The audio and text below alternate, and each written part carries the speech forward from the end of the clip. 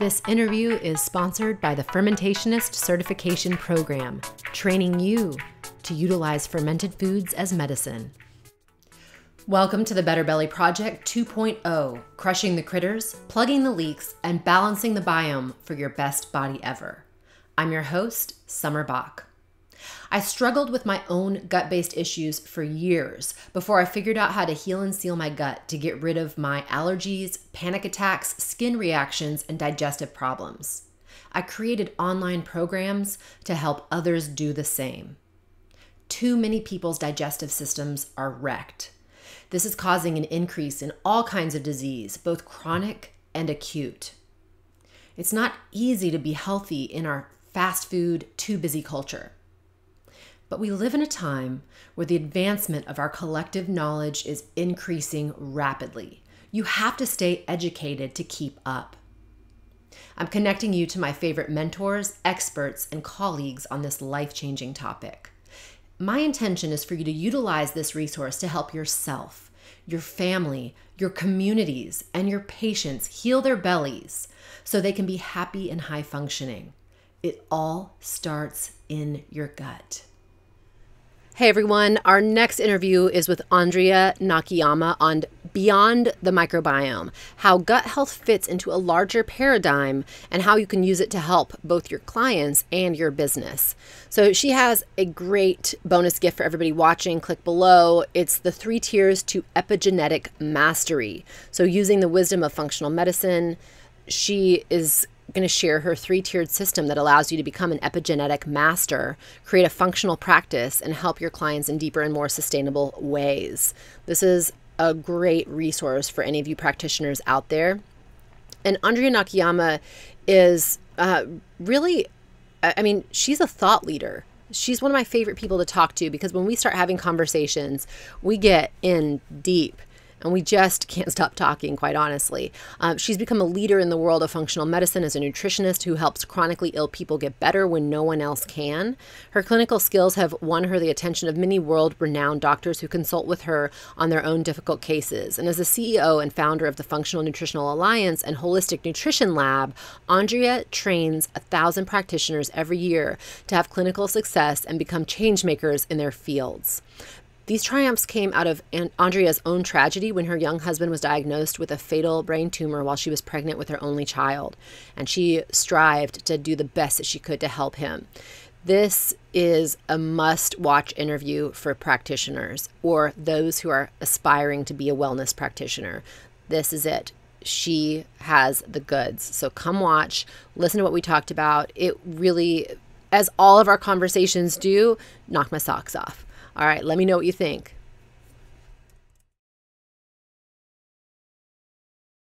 Well, thanks so much, Andrea Nakayama, for being here for the Better Belly Project 2.0. I'm so excited to be here with you, Summer. Well, I think the thing I'm most excited to talk to you about today is just, this perspective. There's so much knowledge, there's so much new information, and people are a little overwhelmed and a little confused as to where to start and what to do. And first off, I want to hear from you, like, why the microbiome is part of an even bigger conversation about the internal environment. Yeah, let's talk about that. I think what I'm seeing a lot is that we are overwhelmed by information and we're overwhelmed by what to do about it. What do we do at home? And a lot of times we go right for the jugular. We go right for addressing the infection. And what I really want to postulate here, and this is, as somebody who's a clinician working with people who have major dysbiosis, as well as somebody who's educating those who work with those people, is that we have to consider what I call the terrain. What is the environment within? So obviously, if we think about the roots of a tree, those roots exist in a soil. And when we think about the microbiome, we tend to think of that as the soil. This is the soil, this is where the problem exists. But that microbiome also influences what's happening in the rest of the body and is influenced by what's happening in the rest of the body. So let's just say we're talking about the microbiome in the gut, which we tend to think about a lot. What about the microbiome in the mouth? How is that impacting the microbiome in the gut? What do we know about it? They actually share about half of their microbial constituents. So I think we have known 700 or so microbes in the mouth, and about half of those mimic those in the gut. And so they're really implicated. What does that mean we do at home to address the terrain? So let me just back up and say that when I'm approaching a clinical case, I think of it through what I call a 3-tier approach. So I think of it as 3 tiers to genetic mastery or epigenetic mastery. And tier number 1 are what I call the non-negotiables. Tier number 2 are deficiencies to sufficiencies. And tier number 3 is dismantling the dysbiosis. What's happening more and more in medicine today, functional, integrative, holistic medicine included, is that we go for tier 3.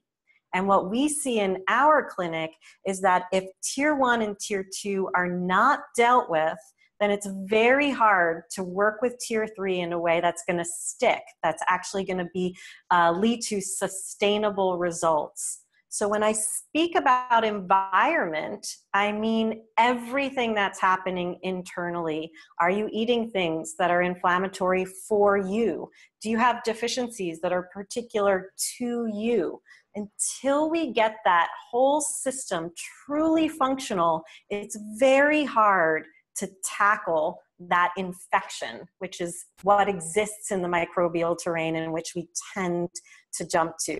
Does that make sense? Yeah, it makes a lot of sense. I think that you're exactly right, that people and clients are coming to me with wanting that same exact approach. They're like, I need to balance my microbiome. I need to balance my microbiome. I'm like, there are just so many other steps that you need to pay attention to first that will actually help naturally balance the microbiome. Exactly.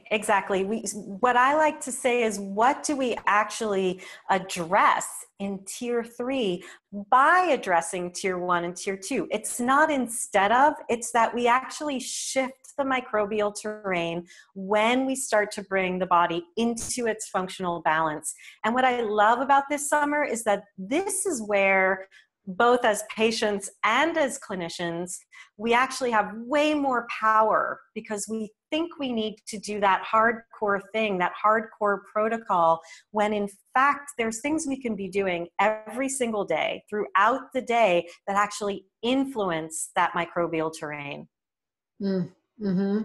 Yeah, there's a little of a side note, but one thing that I have noticed that influences people so profoundly is exercise for the microbiome. And I really am noticing how little exercise people are actually truly getting today. They may go to the gym, they may do their one thing per day, but they aren't moving, they aren't being active. And it's pretty intense how much that affects, like what you're talking about, like it affects that tier 1, tier 2, and then like the tier 3 has absolutely got no chance without that. It's just one small example. Exactly. There's so many. Exercise is definitely one of my top 10 in addressing the microbial terrain. I always like to say there's top 10, but number 11 is time. Like, it takes time to shift the microbial terrain. It's not going to happen overnight. There's no quick fix. It got to this state, not just in your lifetime, but probably lifetimes before you have influenced it. So it takes time to shift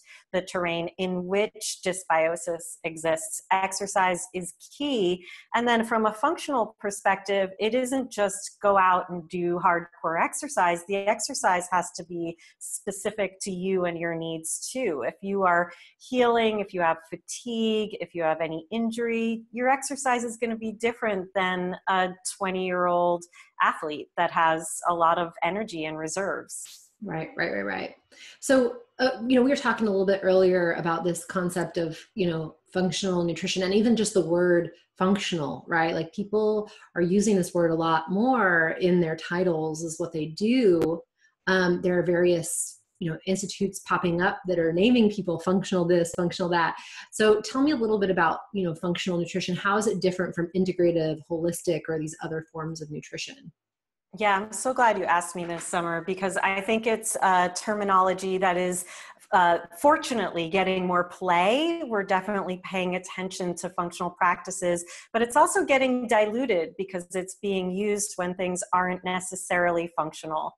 So in a functional practice, we do want to pay heed to the tenets that have been established by the Institute of Functional Medicine, which is the key player in the realm of establishing what is functional. Dr. Jeffrey Bland, really with personalized medicine and how that translates to functional medicine, everything that's coming out of that institution.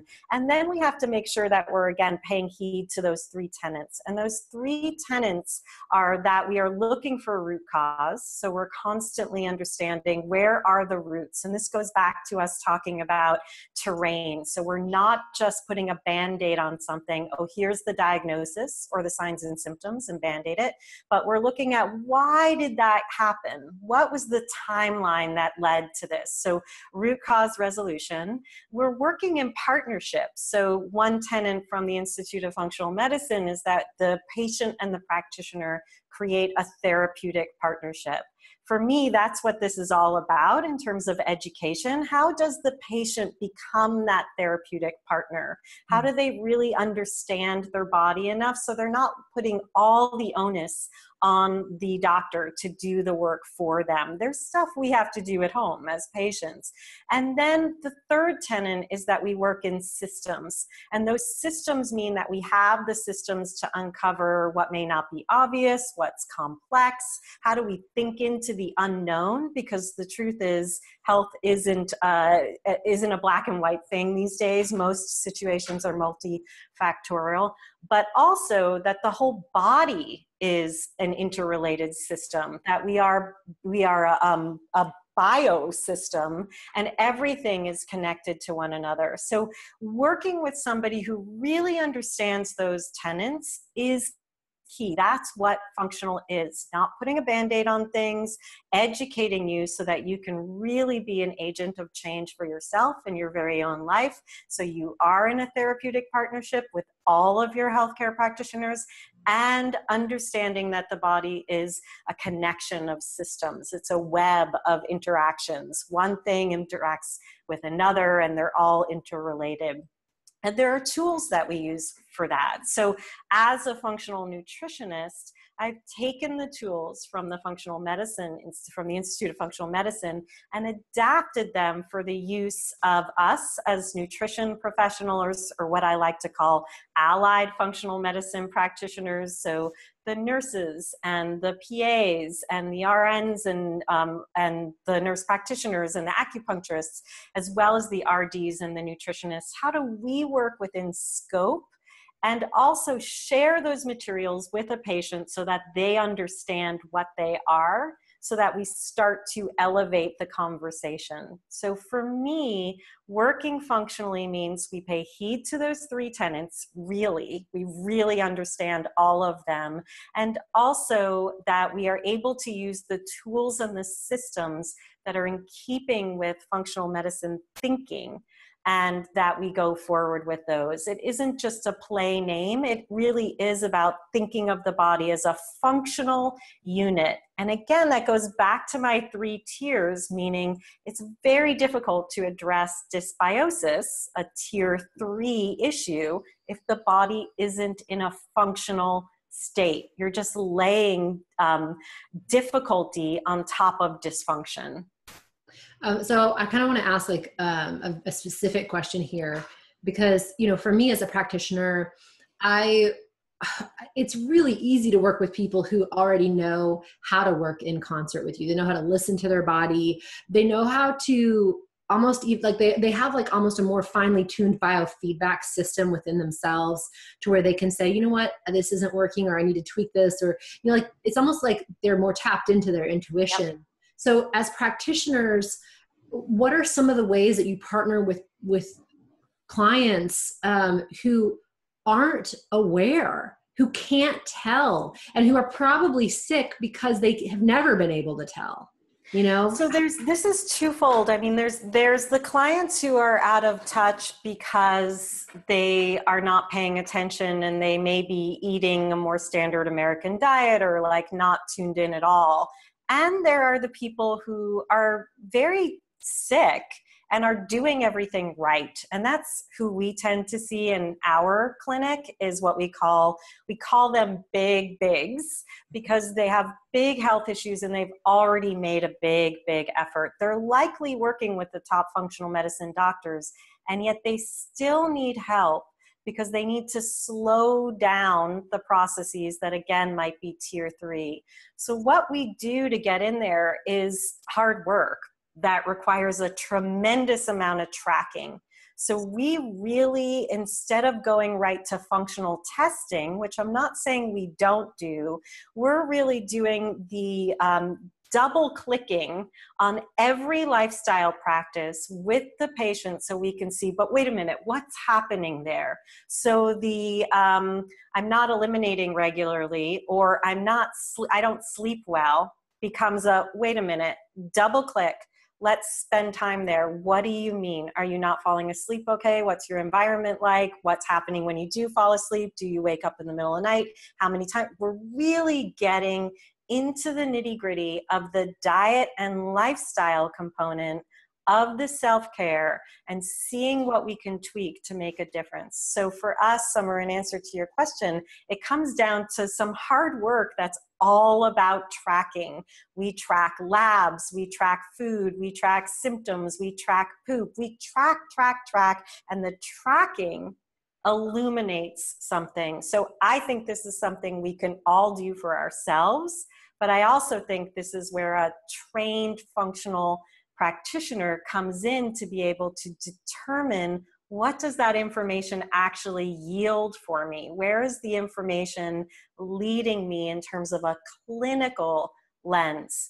So for instance, we do a very detailed timeline, and we're not doing the timeline just to create information and get your story. We're looking through a clinical lens at that story and being able to say, wait a minute, when that first happened, what else was happening in your life, and kind of mapping out. So that's what we do, a tremendous amount of mapping and then a sharing of that information. And that's where we see the ahas happen, the connections happen for the patient, because they start to put that together as well. I love it. That makes so much sense. So in essence, like, I mean, and that, I consider myself a very intuitive person. I can listen to my body. However, the times that I've really sat down and tracked when I didn't know exactly what was going on, and I tracked every little detail, I had a spreadsheet, and it sounds time consumptive, and it wasn't easy for me because I'm not really a details person. Right. But I would spend that time and I would write notes. Those were the times where I actually overcame some of like kind of the odd symptoms. Like I used to have this weird little bump that would appear on the back of my like soft palate, and I couldn't figure out what, there was foods that were triggering it. And it was literally through that process of tracking extensively that I was like, I figured out how to get rid of it. And it's so odd because I don't think that any other practitioner could have actually been like, here's your golden answer. Exactly. And it might not even show up on a lab result. I was looking with my boyfriend the other day talking about IgG results and what does that actually mean when you do food sensitivity testing. And he was like, but wait a minute, eggs don't show up on your sensitivity report, but you can't eat them. And so I always say to our clients, to our students, all information is true but partial. Mm-hmm. All of it is true but partial. Every test is true but partial. If I see a test that tells me you have candida, that doesn't mean I just treat candida or just address it through that lens. I need to know why, and I need to listen in, like you're talking about, Summer. So I notice if I eat eggs regularly, I start to get joint pain. It doesn't matter that it doesn't show up for me on an IgE, an IgA, or an IgG test, even though I will do those for information. I still need to listen in because the buck stops in how I feel. And that's where I'm really going to get the information that will help me live my best life, have as much energy as I want to have. There's a movie called, I think it's Eddie the Eagle. I believe that's what it's called. It's this really great, like based on a true story, about this kid who becomes a downhill skier in the Olympics. And Oh, it's fantastic. It's a very, very lovely movie. And the one thing that I love this moment where he's drinking milk. I mean, not the best example, I suppose, but he's drinking milk at the bar. He's sitting at the bar drinking a glass of milk, and these guys are kind of harassing him, like, why aren't you drinking alcohol? And he's like, it just doesn't agree with me. Right. Such a great like example of this person who's just confident in himself. He knows what works for him. He knows it doesn't agree with me. Right. That's it. Yeah, I know. As a good example, I mean, Gilbert, who you know, Summer, my son, who's a teenager now, he didn't grow up eating sugar. And then at a certain point, he had to make that decision for himself. He started eating refined sugar as long as it was gluten-free and vegan, because he doesn't eat dairy either. So he started eating sugar, and then he got to a point where his skin started breaking out, and he did some eliminations for himself. Nothing to do with me, but I had taught him the way to look into that. And he noticed a couple things. If he drinks copious amounts of water a day, which he does, he carries a water bottle and tracks it on an app. And if he avoids sugar, then his skin is better. He still is going to have, we have genetics of not having good skin in our teenage years, but he's at least going to be able to manage it if he does those two things. And he does those religiously as a 16-year-old because he figured out that that works for him. So I have nothing to do with it. I can just support him. But again, it's like what you're talking about, when we know what works for us and when we're motivated. So I like to call that the motivating or the inspiring factor. Like, what matters to you? If you're saying, I don't feel great, I have no energy, but I have a sugar habit and I can't kick it. Yes, there's some things there that we have to look at about why that's so, but we also have not tapped into the thing that's going to motivate you enough to make the change that you need to make to get to your desired goals. What would you say to practitioners who are, a little bit kind of stuck in the cycle of like their client or their patient comes to them and they're like, hey, I have candida, or I have SIBO, or I have this, whatever issue. I mean, I'm obviously naming like a lot of microbiome imbalances. Sure. A lot of practitioners and a lot of patients want to see an exact protocol. Right. Like, here's this diet, do this thing, it will go away. What are the flaws in that mentality and that thinking? Well, I think one of the big flaws is that's ignoring the fact that diagnosis exists in a terrain. So two people are going to have very different manifestations of that same thing. So let me just look at, for an instance, if we're talking about the gut, if you're working with like a 5-year-old who has Crohn's disease and a 68-year-old who has Crohn's disease, just because they're both Crohn's disease doesn't mean we treat them the same. And this is really where science is going. So in the realm of precision medicine, which is the wave of science in the future, we're starting to see that the diagnosis doesn't necessarily tell us enough about the disease to be able to treat it. So as an example, two people with breast cancer may have very different genetic underpinnings of the disease. So somebody who has breast cancer and prostate cancer may have more similarity when those genes are tested versus the two people who have breast cancer. So that's what precision medicine is. It means we're getting more information about the whole picture that goes beyond the disease. So we cannot treat disease or dysfunction. We have to treat the environment in which the dysfunction took place. So candida, as an example, is a pathobion, meaning it's good in some makeup in the body, and it only becomes bad when it's overgrown, and it's overgrown when there's already dysbiosis. So if we're to think through a back it up lens, what do we need to do with digestion, elimination, rest, exercise, vitamin D, good foods that feed the microbiome before we even address candida through a protocol? It doesn't mean that we wouldn't remove things that we might also already be removing, but we're not treating candida. We're treating the environment in which candida exists. Does that make sense? I think that's where we're going to have more success as practitioners, but most practitioners get stuck in the arena of, this is what I need to do. If I do this, I will get results. Let me go research the best protocol for, and then they get stuck and they lose confidence because they're not having, a lot of the time, the sustainable results with that client or patient.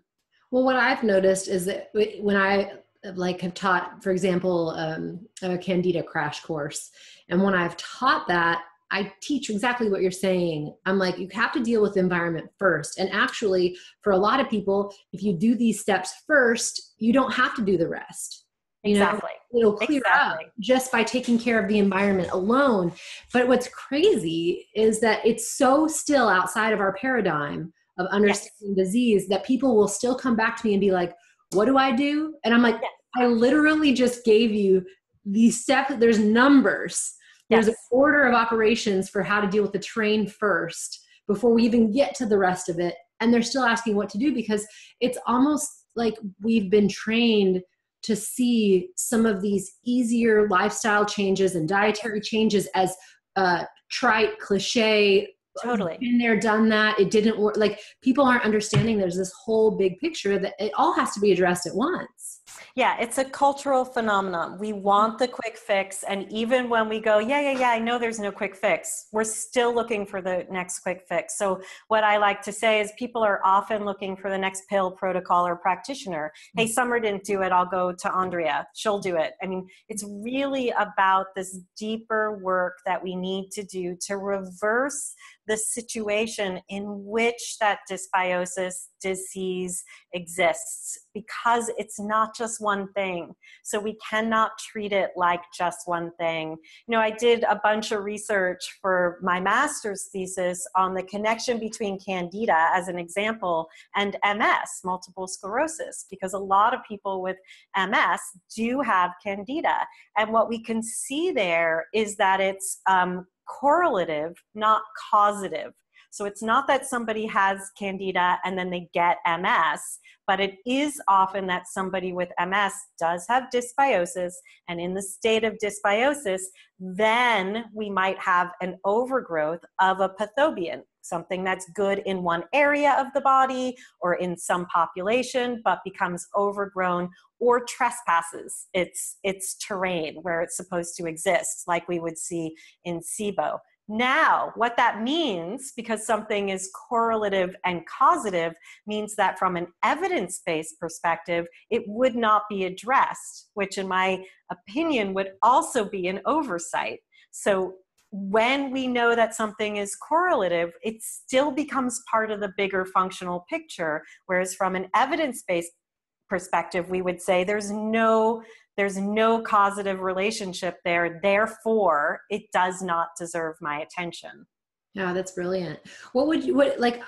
I think that, practitioners like health coaches, functional nutritionists, like this allied part of the field, essentially, as you're talking about, I believe they really need to take a stand for this part of healing, for this part of actually helping people. What are some ways that, or tips that, that you have for practitioners to really be a stand for that with their clients and with their patients? Yeah, I mean, this is really what I teach, and people often want to know, like, where'd you get your education that teaches you? This is what I practice, and I learned through practice. I had the opportunity to work with thousands of people, and now I've had the opportunity to train thousands of practitioners. And my real mission is to work with the underserved patient population, and that underserved patient population is the patient who isn't getting better, and there are more and more and more of them. And so that's how I see I can serve this population, by training more and more practitioners who can think like this. It really is a paradigm shift versus a set of protocols. So that's first and foremost. My mission is to serve that population. My passion is that functional medicine is the answer. And yet, functional medicine as an approach is going to fail without the allied functional medicine practitioner, without the coaches and nutritionists and RDs and RNs and PAs. We need to get in there and also be thinking functionally through our scope of practice, not through the doctor's lens, but through our particular scope, and bring that functional thinking, that paradigm shift that exists in functional medicine to the work that we do in our realm. So I believe that this is the future of medicine and of health, especially with this increasing sick population that just isn't getting better. And I believe that we do it through this approach that I teach. So I really, I think the 3 tiers is important to know. And I do have that as a gift for anybody who is here today listening. And you can go to holisticnutritionlab.com/better belly to get the 3 tiers to epigenetic mastery. And that will elucidate those 3 tiers I was talking about.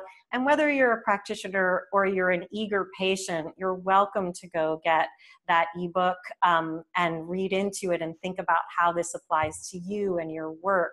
But I do think that this functional approach and this paradigm shift is where we start to make that bigger difference. And so is that, you talk about that filling the gap. Is that the gap right there? Yes, the gap I see is like functional medicine practitioners might be, or doctors might be able to see the terrain. They might know like, yes, diet and lifestyle modification matter. And the patient is down here in the weeds, and that doctor might be giving that patient a handout. This is what you need to do to eat a low FODMAP diet. There needs to be a person in that gap that is helping to modify and execute on that recommendation, not just in keeping with what the doctor says, but in working within a scope to see where things are working or not working, where can things be brought back in. Ultimately, we want to eat the broadest diet possible. From a nutrition perspective, we don't want to induce deficiencies, that tier 2, with a limited diet. So we want our diet to be as broad as possible. And I say that because a lot of people come to us eating like 3 foods because they've been so tuned in, like you're talking about, that everything's reactive. At that point, we need to do internal physiological work so we can introduce foods back in, because we're starting to cause more problems. But that gap is really being able to, again, like double click on that arena of diet and lifestyle and see, what do we need to do here to shift the whole terrain and to shift your signs and symptoms that will ultimately address the disease state that you're going to that functional medicine doctor for. It's almost like we're reshaping the culture, really. We really need to. I mean, that's the state we're in today. And we can talk about it through genes. We can talk about it through the microbiome. It really is about a perspective, a paradigm shift of how we look at health in general. Yeah, how we live. I just was traveling in Switzerland last week, and it was amazing. Like, there was so many aspects that were starkly different than the US. And I was just like blown away, because you could tell it was just so deeply woven within the fabric of their culture that they didn't even think of, oh, we're doing this to be healthy. They're like, this is just what we do. We take our time at meals. We sit down. There is no rush. The server isn't trying to get you out so that the next table can come sit down so that restaurant can make money. It's just, people are chill. There isn't that same go, stress, energy. I mean, people would, I don't even know what they would do. It almost makes your go energy, stress energy go away. Right. Around the interactions, because everybody's interacting from this very calm place. And I mean, it really, I noticed it so dramatically in traffic, in interactions at any, level. Nobody was like, there wasn't anger, there wasn't pushiness, there wasn't this hurry. And that alone is just like one example of the many things like in our culture that are causing people to be incredibly sick. Yeah, and just what you're saying appears a lot in the therapeutic relationship as well, when a patient isn't getting results, and they really do need to shift out of the quick fix thinking. It does become this like anxious, angry quest for the answer. And I think it's that shift of like, it's everything. It's how we live, breathe, eat, relate. It's why in the functional functional nutrition matrix, it's really the whole picture. It's not just one thing. And we need to step back and understand the whole picture of our lives. Absolutely. Well, so what's the best place for people to start learning more about functional nutrition? Yeah, I really do invite people to pick up the Three Tiers ebook, and we will help you discern if you're a patient or a practitioner and lead you to the right place. But you will get that ebook and start to think into this Three Tiers approach, which I think is key for adopting this paradigm shift and seeing what you can do for yourself. So I would really encourage people to pick up the ebook. I'm a systems thinker, so I really have a lot of fun translating what feels really complex, making it simple, laying it out, making it so that you can actually achieve something. So get the Three Tiers to Epigenetic Mastery at holisticnutritionlab.com/better belly. And I invite you to really sink into your non-negotiables. So the non-negotiables are going to be different for all of us. Summer, you just identified that sitting at a meal, taking your time, not being rushed, that becomes a non-negotiable for your health. For me, as you likely know, bedtime is a non-negotiable. It's right in there for me, and I'm going to make decisions for myself that help me to feel my best, because honestly, when we feel good, when our body is functional, that's when we can do the other things we want to do in our life and in the world and pursue our dreams. If the body's dysfunctional, that's where we're living. We're living in that place.